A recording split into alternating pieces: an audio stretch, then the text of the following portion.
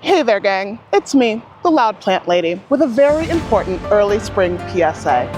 While walking through the woods lately, have you come across this early riser?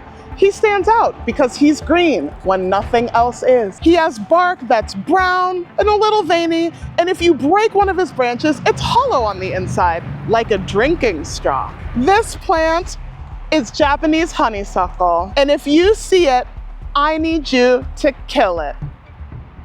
I don't care how you kill it.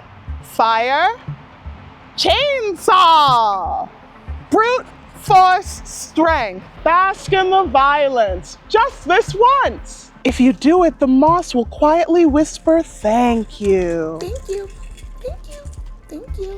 It's crowding out our native species, and it does that really well because it gets its leaves earlier than everyone else. That's not very fair. People brought it here because it was pretty and didn't think about the future consequences, something that humans are still doing today. Humans, we're such scamps. Yes, its flowers are tasty, but what happens when they're the only flowers left? They're crowding out my fairy potatoes.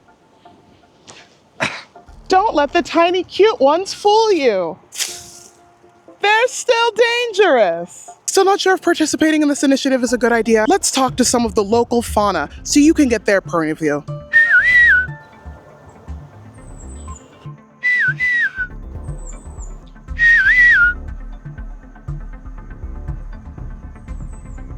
Wow, insightful words. So curb stomp your local non-native honeysuckle today.